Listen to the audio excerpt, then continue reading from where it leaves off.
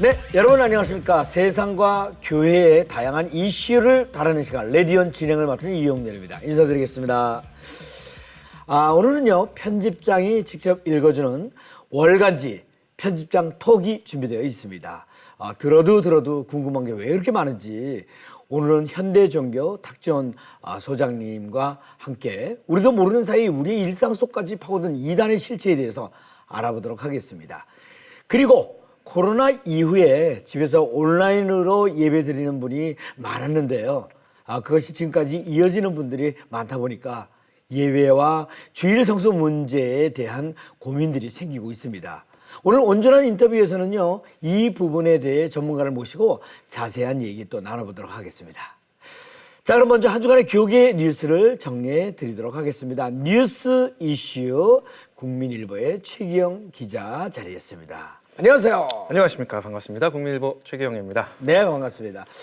자, 오늘은 어떤 소식을 전해주실 건가요? 네, K-팝, K-드라마, K-푸드 등 전 세계에 몰아치고 있는 K-컬처의 영향력 정말 대단하죠. 대단하죠. 네, 대단하죠. 오늘은 선교 개척지를 넘어서 네. 전 세계에서 대한민국을 향하고 있는 K-신학 이야기로 시작해 보려고 합니다. 네, 한류 문화가 이제 전 세계에 영향을 이렇게 미치고 있지 않습니까? 그렇죠. 네. 그런데 신학까지도 그런지는 몰랐네.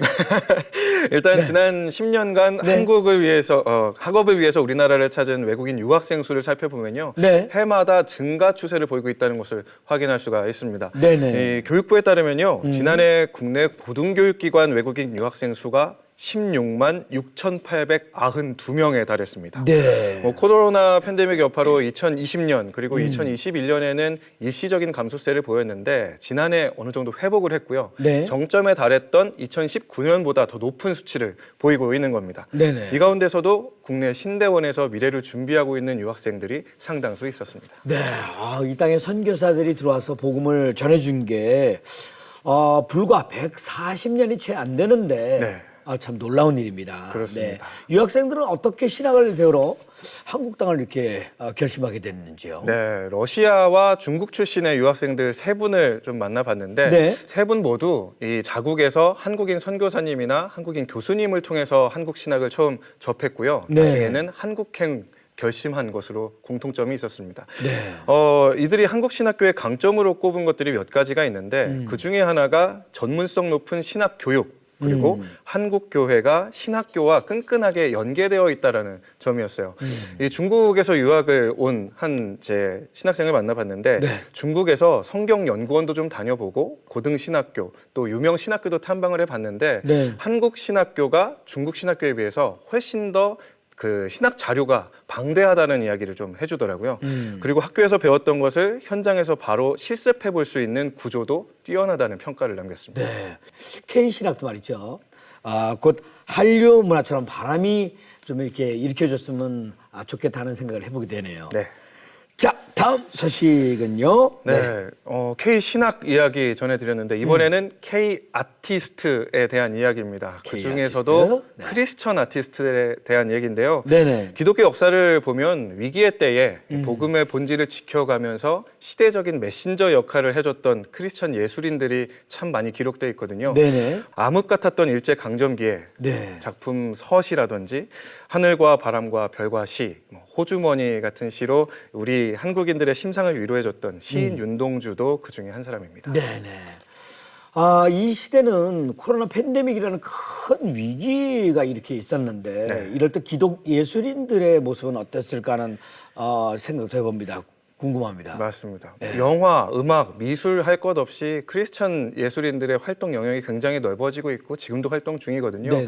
그중에서도 코로나 팬데믹 시기에 출범을 해서 시대적인 메시지를 전해온 모임이 있다고 해서 제가 한번 찾아가 봤습니다. 네네. 서울 신촌의 독립영화관인 필름포럼에서 3년째 모임을 이어오고 있는 아트앤미션이라는 모임이었는데요. 네. 이 모임의 영화배우이자 감독인 추상미 씨, 이무영 영화 감독, 피아니스트 유니스 황, 심상용 서울대 미술관장 등 30여 명의 기독 예술인들이 참여하고 있었습니다. 네. 지금 말씀하신 추상미 씨는 얼마 전에 이제 레디온에도 이렇게 다녀가고 했었는데 그렇죠. 이 모임에서는 구체적으로 어떤 활동을 펼치고 있습니까? 네, 이제는 뭐 우리에게 익숙하죠. 시내 토크라든지 미술 전시회, 토크 콘서트 등 아주 자유로운 방식으로 주제 강연이 펼쳐지고요. 소그룹 나눔이 이어진다는 게 핵심이었습니다. 강연 주제에 따라서는 평택 이제 기지촌 평화박물관이라든지 그 용인 순교자 기념관을 탐방하기도 하고요. 강원도 산불 화재 났었지 않습니까? 그 화재 현장을 찾아가서 피해 주민들이라든지 소방관, 가족들을 위로하는 초청 음악회도 열고 다양한 문화 콘텐츠로 응원과 격려의 장을 마련하고 있더라고요. 네. 저도 뭐 연예계 생활을 좀 이렇게 해오고 있습니다만 자신의 신앙을 이렇게 당당하게 드러내고 활동하는 것이 쉽지만은 않거든요. 네. 네. 말씀하신 것처럼 네. 이 모임을 처음 준비위원회 당시부터 함께해 주셨던 심상용 미술대 그 서울대 미술대 예, 교수님을 예. 만나서 얘기를 나눠봤어요. 이런 말씀해 주십니다. 자유분방한 표현으로 점철된 예술 분야에서 네. 크리스천 예술가들이 낙인 찍히고 위축되는 경험이 태반이다. 네. 이런 일들이 태반인데 신앙인과 예술인 사이에서 이제 가치관의 충돌을 겪을 때 나 혼자가 아니다. 라는 생각으로 신앙의 울타리를 만들어주는 것이 이 모임의 또한 중요한 역할이라고 해요. 자신의 신앙을 예술로 표현해가는 방식이 이제 개인의 고백 차원을 넘어서서 시대적인 또 선교적인 관점에서 어떤 의미를 보여줄 수 있는지 고민하는 기회가 많아질수록 크리스천 연예인들의 시대적인 역할도 더 확장되지 않을까 싶고요. 취재를 하다 보니까 네네. 지금 뭐 레디온의 진행을 맡고 계신 이원일 수사님이 그 역할을 너무 잘 해주고 계신 게 아닌가. 라는 생각이 들었습니다. 파이팅입니다. 네, 더 열심히 하겠습니다. 네. 기독교 문화예술인들이 용기를 갖고 자신의 자리에서 신앙을 잘 지켜나가면서 세상에 좋은 영향력을 줄 수 있기를 바랍니다. 네, 최기영 기자였습니다. 대단히 감사합니다. 수고하셨습니다. 감사합니다. 네. 자, 이어지는 단신 뉴스 보시고요. 다음 출연자 만나보겠습니다.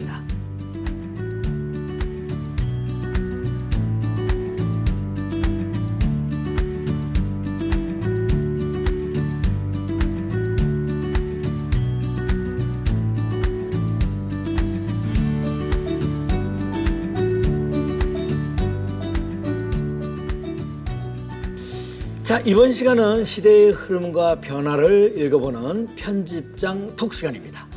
이단들과 최전선에서 싸우고 있는 현대 종교의 탁지원 소장님과 우리가 모르는 사이 일상 속 깊이 침투해 있는 이단의 실체에 대해서 함께 나눠보도록 하겠습니다. 네, 어서 오세요. 네, 안녕하세요. 네. 참 정신 바짝 차릴 수 있게 해주시는 네. 소장님인데 그래서 저 탁시가 가장 적당한 것 같습니다. 네, 맞습니다. 지원 소장님. 제가 지원해드리겠습니다. 네. 설마 했던 일이 현실로 이렇게 나타날 때 그 충격은 정말 어마어마하지 않습니까? 네, 우리 일상 속에 이단 상황이 정말 그런 것 같다는 생각을 해보게 되는데 설마 이렇게까지 하겠어?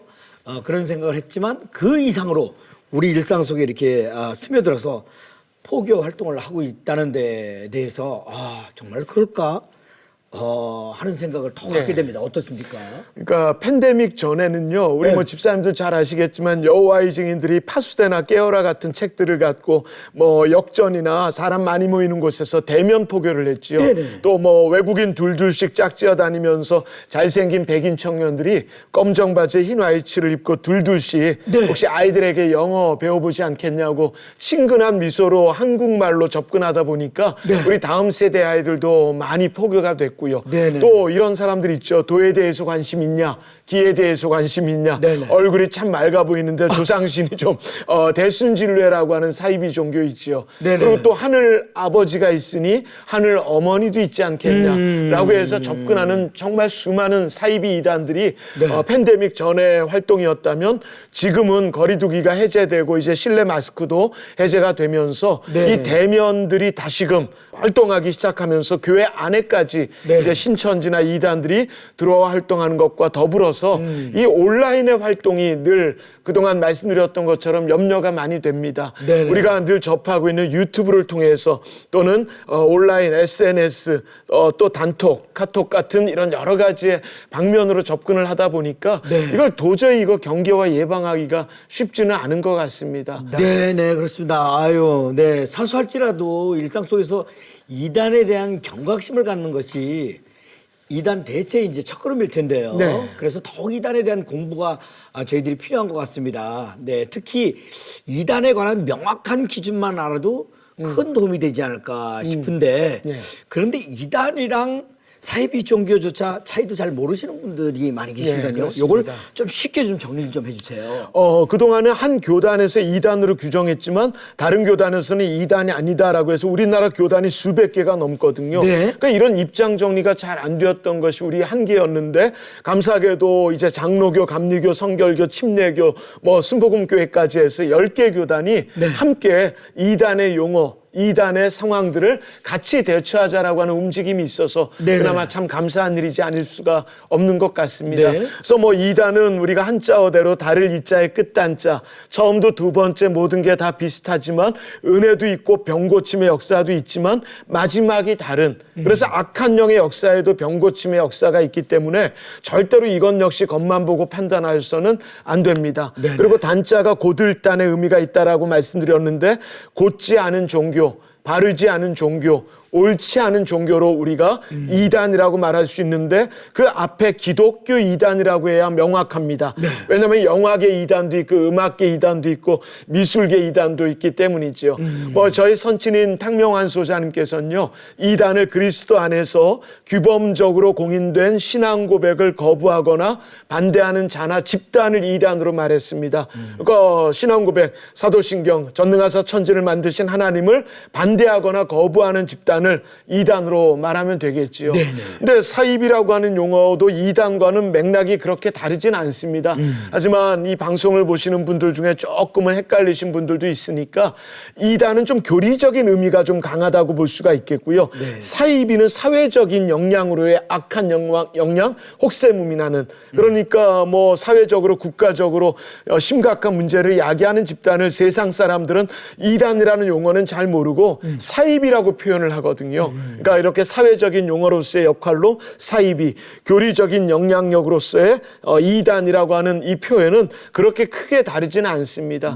하지만 이 이단 사입이를 조금 맥락을 달리해서 사용하는 것도 좋을 것 같고, 이단성이나 사입이성이 있다라고 할 땐 준이단, 준사입이 좀 세미의 역할에 가깝다고 볼 수가 있겠고요. 그 다음에 맨 마지막의 상황으로는 말 많은 단체, 그러니까 이단은 아닌데 우리가 조금 더 지켜보고 좀 더 한국교회 연구 결과를 바라보는 것이, 기다리는 것이 옳겠다 하는 집단을 참여 금지, 관계 금지, 예의 주시, 이런 경우로 해서 말 많은 단체는 함부로 이단이라 할 수는 없겠지만 그래도 우리가 조금 주의하고 경계하면서 나중에 이단으로 규정이 되어지면 완전히 관계를 단절해야 되고, 그들이 한국교회로 돌아오면 그때는 안아주고 함께 해줄 수 있는 세 가지 정도로 이단이 있고요. 준 이단이 있고 말 많은 단체 정도가 있다. 네네네.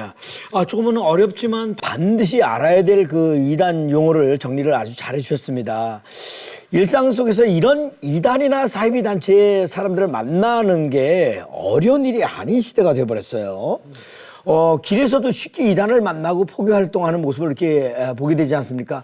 이거 어떻게 대처하는 게 가장 이상적이겠습니까? 준비가 잘 안 되어 있거나 모르면 괜히 아는 척했다가 더 큰 망신이 될 수 있다고 저는 생각합니다. 그 안에서도 정직해야 된다고 생각합니다. 모르면 모르는 대로 무대응하는 것도 전 나쁘지 않다고 생각합니다. 그리고 한두 번 훈계한 후에 멀리하여라. 집안에 들이지도 말고 인사하지도 말라의 작은 원칙부터 겉만 보고 판단하지 말고 조금 문제가 있어 보이거나 의심이 간다라고 할 때는 거리를 두는 것이 중요하다고 생각합니다.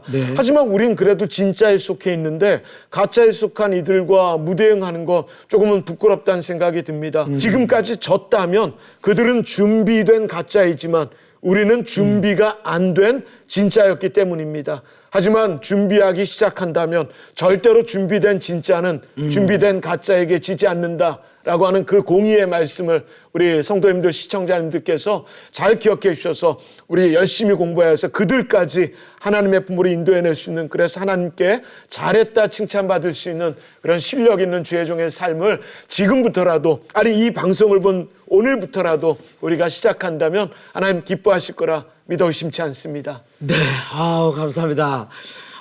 탁 소장님께서 늘 말씀하시는 것처럼 가짜가 진짜처럼 열심을 다하는데 진짜인 우리들은 지금 어떤 모습인가 돌아보고 일상 가운데 늘 깨어서 잘 분별하는 우리 모두가 되길 바라면서 탁 소장님과는 여기서 이제 인사를 나눌 텐데요. 조금 아쉬운 것이 오늘 마지막 시간인데 끝으로 혹시 하시고 싶은 말씀이 계시면은 아유, 예. 저 부족한 사람 불러주시고 또 함께 해주셔서 4번이나 방송하게 해주셔서 정말 감사합니다. 하지만 방송국에서 한 번 더 오라 또 시청자들께서 조금 더 필요하다 그러면 저는 쏜살같이 달려오도록 하겠고요. 오늘 마지막 말씀은 한 번 더 경계와 예방, 한 번 더 깨어 근신함, 한 번 더 지피지기를 통한 백전불태의 마음으로 늘 승리하는 우리 시청자 성도님들 그리고 우리 귀한 집사님 우리 스태프들 다 되셨으면 좋겠습니다. 그동안 너무 감사했습니다. 네, 대단히 감사합니다. 네, 고맙습니다. 정말 시원하십니다. 네. 자, 그동안 탁 소장님 너무 수고 많이 하셨고요. 다시 만날 날 정말 기대하겠습니다. 자, 이어서 온전한 인터뷰로 넘어갑니다. 자, 이번 순서는요, 우리 사회의 다양한 이슈들을 성경적 시각을 통해 바라보는 온전한 인터뷰 시간입니다. 코로나19 팬데믹으로 온라인 예배가 확산되면서 굳이 교회에 가야 하나 하는 생각으로 온라인 예배를 선택하는 분들이 많아졌다고 합니다. 이렇게 코로나19 이후로 주일 성수에 대한 이견이 더욱 나눠져 있는 것 같은데요. 여러분 생각은 어떠십니까? 오늘 온전한 인터뷰에서는 주일 성수에 대한 개념을 어떻게 이해해야 하는지 함께 얘기를 나눠보려고 합니다. 자, 오늘 두 분 자리하셨는데 각자 소개를 부탁드려보겠습니다. 네, 반갑습니다. 저는 장로회 신학대학교에서 예배 설교학을 담당하고 있는 유재원이라고 합니다.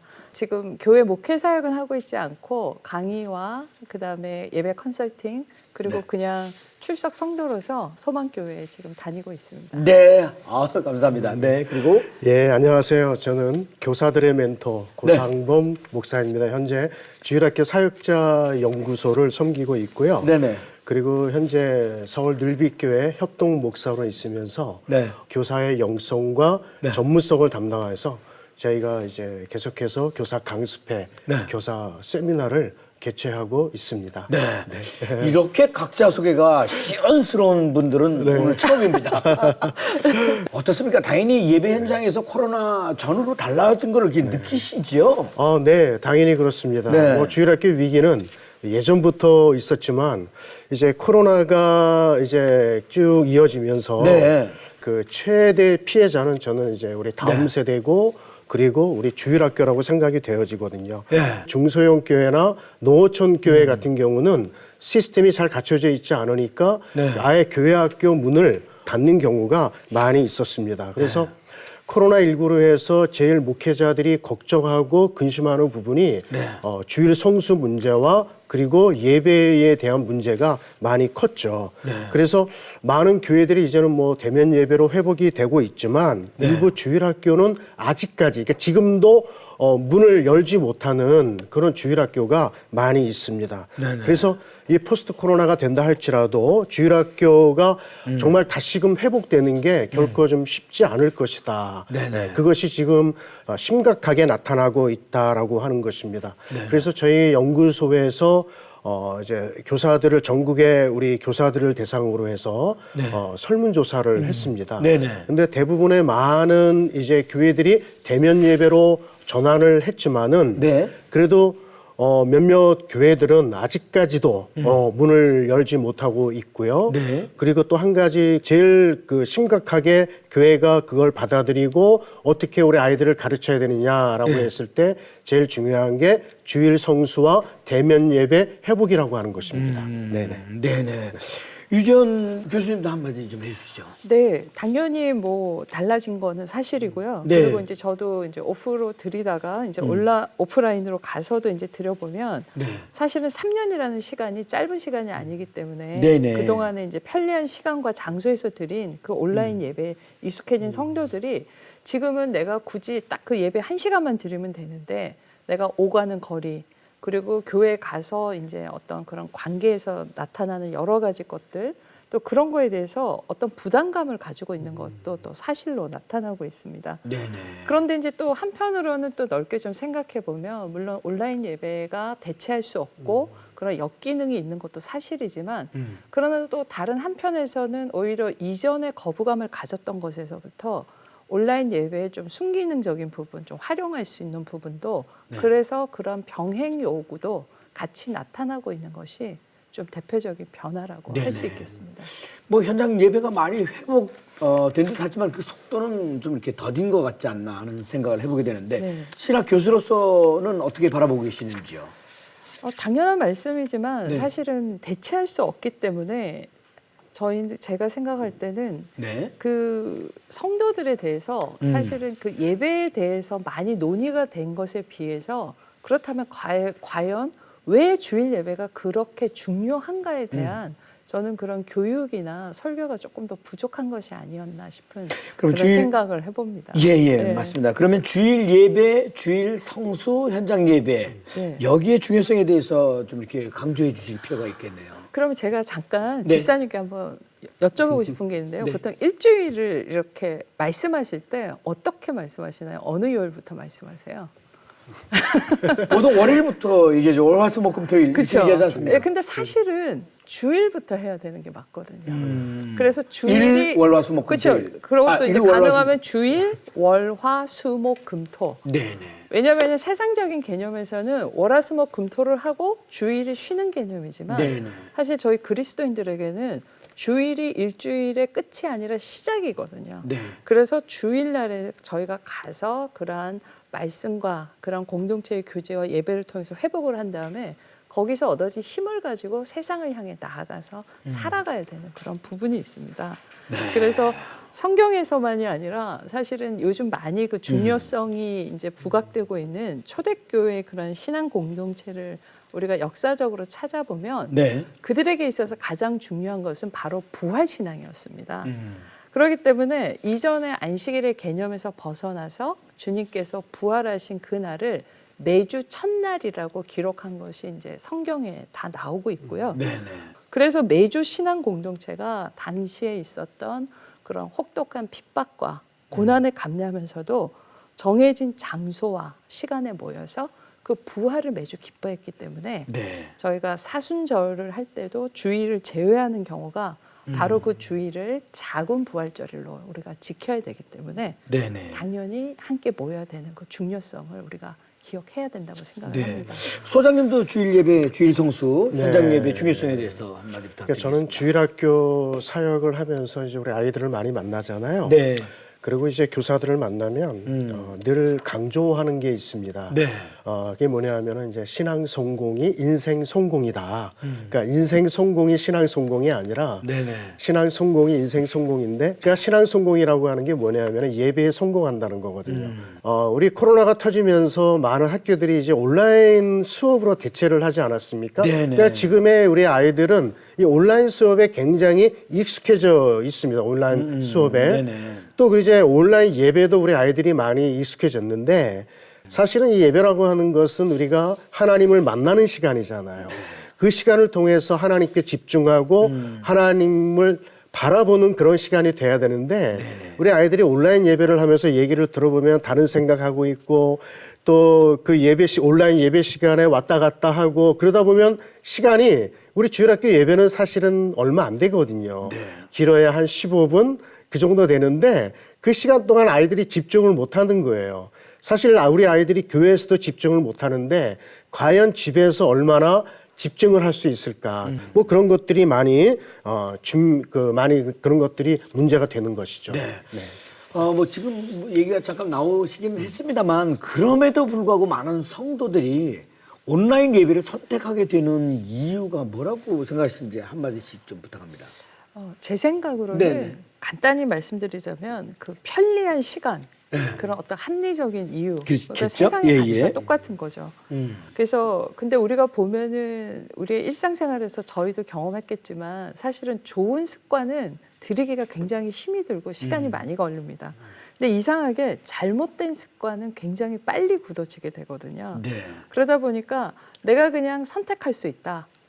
내가 시간을 선택하고 장소를 선택해서 예배를 드리는 게 아니라 예배만 보면 다 된다라는 시스템에 익숙해진 네. 사실 불편한 현실이 가장 큰 이유라고 생각합니다. 네. 어쨌든 코로나19 온라인 예배는 어떻게 또 임시 방편 아니겠습니까? 네, 맞습니다.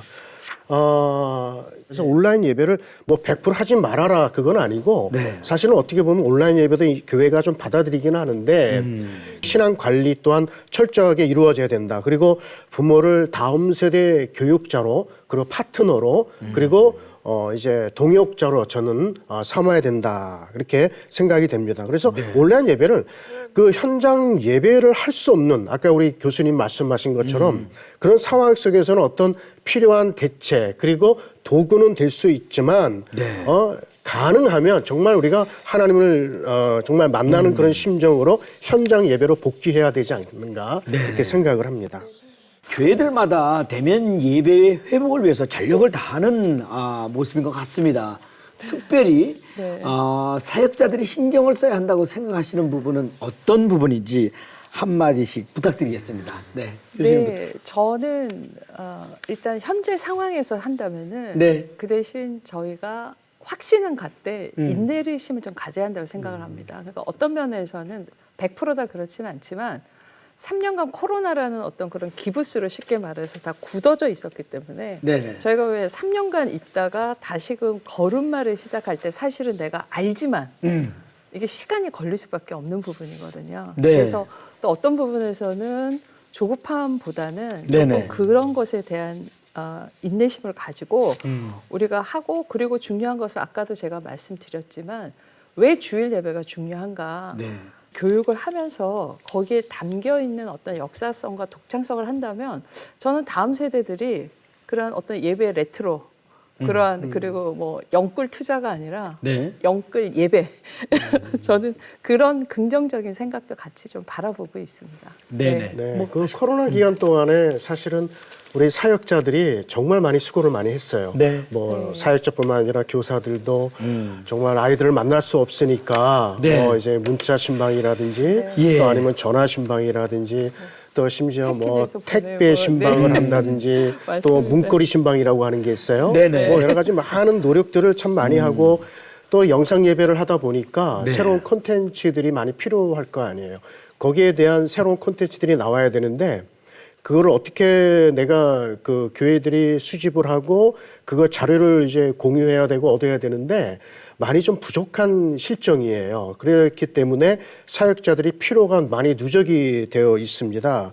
교사들이 또 그것이 또 사기 저하로 이어졌죠. 그래서 가장 큰 걱정은 뭐냐면 그 온라인에 익숙한 그 아이들 머릿속에 정말 교회에 가지 않아도 된다라고 하는 그런 것들을 이제는 좀 이렇게 교회가 신경 써서 이제 현장 예배로 복귀할 수 있도록 노력을 해야 된다. 그렇게 생각을 하고 있습니다. 네, 잘 알겠습니다.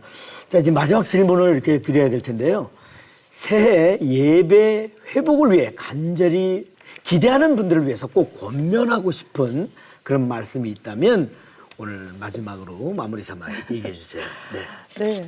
아마 새해 건강을 위해서 보통 새해를 맞이하면 여러 계획을 세우신 분들이 많으실 거예요.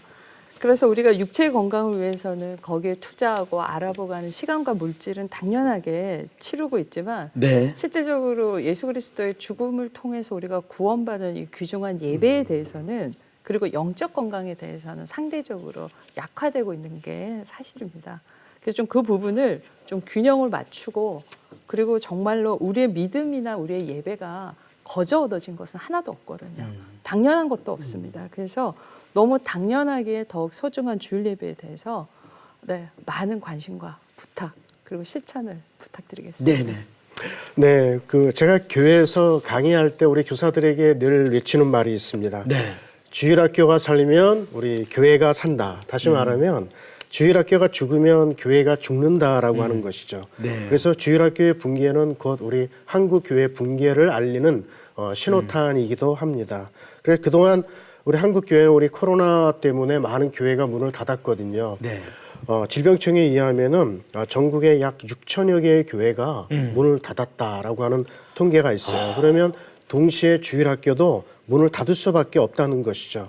그래서 이 포스트 코로나 시대에 저는 이제 주일학교에 대한 그런 점검이 필요합니다. 네. 그래서 주일학교가 어떤 신앙을 바탕으로 한 그런 집단 면역을 이제 해야 된다.